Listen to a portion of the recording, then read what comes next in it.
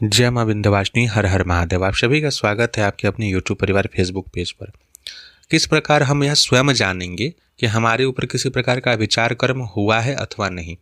अभिचार कर्म से अभिप्राय यह है कि किसी ऐसी नकारात्मक शक्तियों का प्रक्षेपण अपने परिवार पे, अपने शरीर पर हो चुका है, जिसके कारण किसी न किसी प्रकार का बड़ा व्यवधान उपस्थित हो रहा है और जिसका कोई इलाज नहीं मिल पा रहा है, इसका कोई समाधान नहीं मिल पा रहा है। कैसे इन सभी चीज़ों को जानेंगे? बहुत ये कि प्रत्येक व्यक्ति के साथ ये चीज़ें भिन्न भिन्न हो सकती हैं। एक ही जैसा अनुभव, एक ही जैसी संभावनाएं सभी कोई के साथ नहीं होती है। सबसे पहला चीज़ तो यह होता है कि जब कभी भी कोई व्यक्ति तंत्र अभिचार करता है, एकदम बिल्कुल नया अभिचार आपके ऊपर हुआ हो, तो एकाएक जो है तबीयत खराब आपकी होना, आपका आरंभ होगा होना, और विशेष करके पर्व काल के समय में। पर्व काल का समय का अर्थ यह हो गया कि आपके घर होली दीपावली का जो मांगलिक समय है, होलिका दहन के समय में दिक्कतें होंगी, दीपावली के समय में, दुर्गा पूजा के समय में, जब कभी भी पर्व काल आएगा उस समय ही शरीर में दिक्कत बहुत अधिक बढ़ जाएगी, ताकि आप पूजा पाठ ना कर पाए। सबसे बड़ा कारण इसके पीछे ये होता है। उसी समय में आपको सबसे अधिक दिक्कत होगा। जब तंत्र विचार हो जाता है, पूजन पाठ के समय में ही सबसे अधिक आपस में कलह कलेश मचता है। कारण इसके पीछे यही होता है, जो प्रक्षेपण की गई है वो शक्तियाँ नहीं चाहती हैं कि आप पूजन पाठ के द्वारा कुछ ऐसी सकारात्मक ऊर्जाओं को बढ़ाएं जिससे कि वो अपने कार्य को संपन्न ना कर सकें और आपको छोड़ के उन्हें जाना पड़े। सबसे पहला जो कंडीशन होता है यही होता है। इसीलिए पूजन के समय में आपस में झगड़ा होगा, पर्व काल में आपस में एकदम अत्यंत भयानक मारपीट होने लगेगा। अगर किसी प्रकार का कोई मांगलिक कार्य घर में होने वाला हो तो इतनी अड़चनें आएगी, और अगर हो भी गई वो संपन्न किसी तरीके से, तो उस कार्य के कारण घर में और परेशानी बढ़ जाएगी। ये सारी दिक्कतें आरंभ में काफ़ी तेज़ी से होती है। अमावस्या और पूर्णिमा के समय में घर का कोई ना कोई सदस्य बहुत तीव्रता के साथ बीमारी से ग्रसित होगा, और जैसे ही पूर्णिमा अमावस्या बीत जाएगा वो ठीक होने लगेगा। अगर पूजन करने के लिए बैठते हैं, आप सुगंधित धूप दीप प्रज्वलित कर रहे हैं, देव आराधना कर रहे हैं, ये तीसरा लक्षण है। उस समय में आपको बहुत बार, जैसे ही आप मंत्रोच्चारण आरंभ करेंगे, स्तुति आरंभ करेंगे, दुर्गंध आना आरंभ हो जाएगा। विशेष करके पूजन के ही स्थान पर ये चीज़ आएगा। ये एक प्रकार की निकृष्ट प्रक्रिया है, निकृष्ट प्रयोग है जो तांत्रिक द्वारा की जाती है, ताकि आप अपने मन से विचलित हो जाएं, पूजा पाठ से हट जाएं, आपको भ्रमित कर दिया जाए, आपको यह प्रतीत होने लगे कि किसी प्रकार की हमसे त्रुटि हो रही है। हालांकि इससे यह भी होता है कि जैसे जैसे आप पूजा पाठ कम करते जाते हैं, नकारात्मक शक्तियों का वर्चस्व आपके पूजन स्थान, आपके जीवन में बढ़ने लगता है, तो बाद में जो भी आप धूप दीप भोग लगाते हैं वो भी सूक्ष्म शरीर के द्वारा, इनके द्वारा ही लिया जाने लगता है। महाशक्तियों का यहाँ व्यवस्था ही पूरा अलग हो जाता है। वो तो ऐसे भी कुछ नहीं करेंगे, क्योंकि हर जीवात्मा उनके संतान है, और हमारे कर्मों का यह प्रारब्ध होता है कि कहीं ना कहीं हम इस माध्यम से यह भोग भी रहे होते हैं। इसके सिवाय जब भी आप कुछ भोजन सामग्री विशेष करके बनाते हैं, तो सामान्य दिनों में भोजन जो होता है सुबह बना तो शाम तक तो लगभग ठीक रहता है, लेकिन जब भी अभिचार कर्म से ग्रसित कोई कार्य हो गया रहेगा आपके शरीर पे या घर पे, अगर अभिचारिक व्यक्ति उस प्रकार के खाना इत्यादि को बना रहा है, तब तो ज़रूर वो जल्दी ही खराब हो जाएगा। या घर पे अभिचार है, दाल जो है, सब्जियां जो है, बड़ा जल्दी खराब होंगी। ठंड के दिनों में भी वो बिल्कुल खाने को खट्टा हो जाएगा, पूरा खाने की इच्छा ही नहीं करेगी। अचार जो है, जो आम का अचार, ये सब जो बनता है, अगर अभिचार ग्रसित व्यक्ति शरीर से, अगर उसके ऊपर नकारात्मक ऊर्जा पूरी तरीके से हावी हो चुकी है, अपने पूरे नियंत्रण में ले चुकी है, तो उसके द्वारा अगर आचार्य इत्यादि को स्पर्श किया जाएगा तो जरूर खराब होने लगेगा। ये अधिकतर बार होता है। विशेष करके स्त्री अगर स्पर्श करती है तो उनके साथ यह चीज़ जरूर हो जाएगा।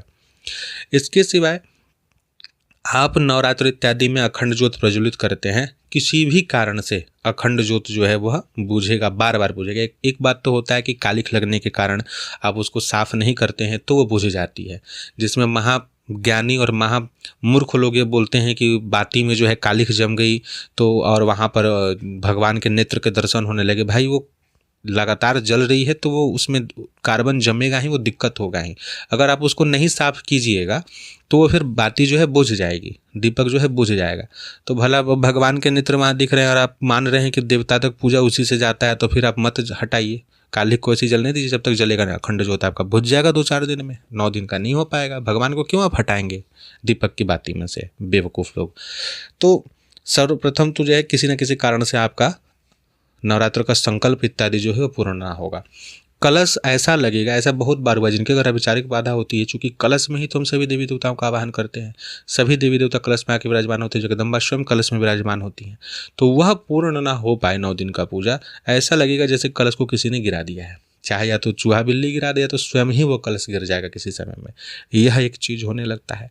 जो भी आप बलि चढ़ाएंगे घर पे, विशेष करके अपने घर के देवी देवताओं के निमित्त नारियल की बलि या कुछ देते हैं, वह भी सदैव ही खराब निकलने लगेगा। ये अभिचार के कारण यह चीज़ होगा। रात के समय में या विशेष करके आप जब पूजन पाठ करते हैं, पूजन पाठ के समय में आपके घर के आसपास में कुत्तों की रोने की आवाज़, काफ़ी अधिक मात्रा में कुत्ते रोने लगेंगे, कभी बिल्लियाँ जो हैं वो रोने लगेगी, और ख़ास करके जब आप पूजा करने जाएंगे उसी समय में ये चीज़ बहुत अधिक अगर होता है तो समझ लीजिए कि तंत्र का प्रभाव कुछ ना कुछ है।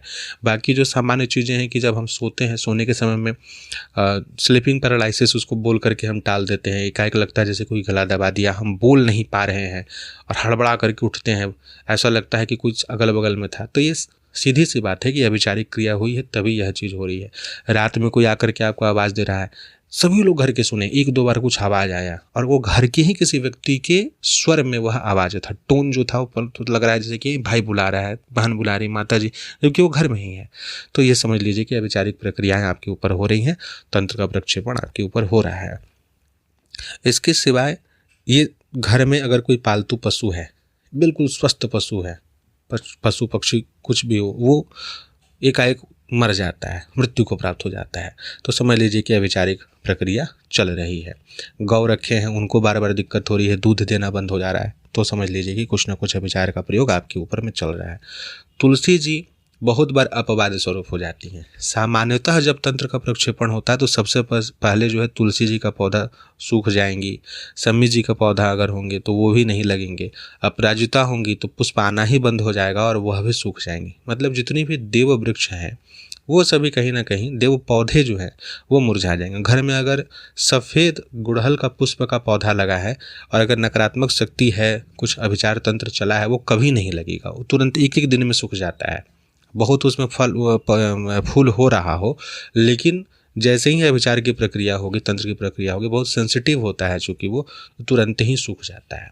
अगर आप माला धारण करके रखे हुए हैं, आपके गुरुजी हैं या आपने किसी सिद्ध व्यक्ति से किसी प्रकार के माला को धारण किया है, माला अवश्य टूटेगा जब अभिचार की प्रक्रिया आपके ऊपर होगी। उसका मन का भी टूट सकता है, पूरा माला भी टूट सकता है, और आप रुद्राक्ष का बड़ा दाना, शुभ संपन्न दाना जो हो पहने, वो भी 2 टुकड़े में होकर बट सकता है।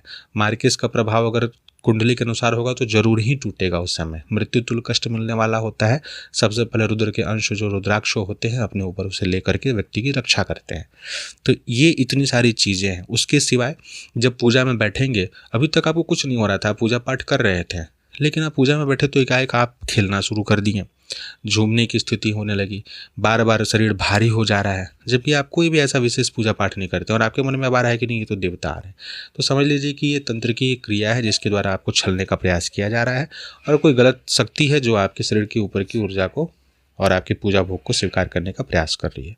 तो इन सभी माध्यमों से आप सभी को यह समझना चाहिए कि घर में, परिवार में, शरीर पर तंत्र की स्थिति बनी हुई है और हमारे ऊपर तंत्र का प्रक्षेपण हो रहा है। इस विषय को समझने के पश्चात इसी चैनल पे बहुत सारे ऐसे विधान दिए गए हैं। हनुमान जंजीरा का विधान है, हनुमान चालीसा, बजरंग बाण, दुर्गा जी के 32 नाम का, अर्गला का, भगवती काली का वैरी नाशन, भगवती बगलामुखी के बहुत सारे विधान, उनमें से जो भी आपको उपयुक्त लगे अपने कुल परंपरा के देवी देवताओं के अनुसार वह जान करके तब जो है उन प्रयोगों को आप स्वयं कर सकते हैं, जिससे कि अभिचार की प्रक्रिया से आपकी रक्षा हो सके, इन सभी से आप मुक्त हो सके। आप संपर्क कर सकते हैं, वीडियो के डिस्क्रिप्शन में लिंक दिया गया है संपर्क करने के लिए, उन माध्यमों से आप बातचीत कर सकते हैं। जय मां विंध्यवासिनी, हर हर महादेव।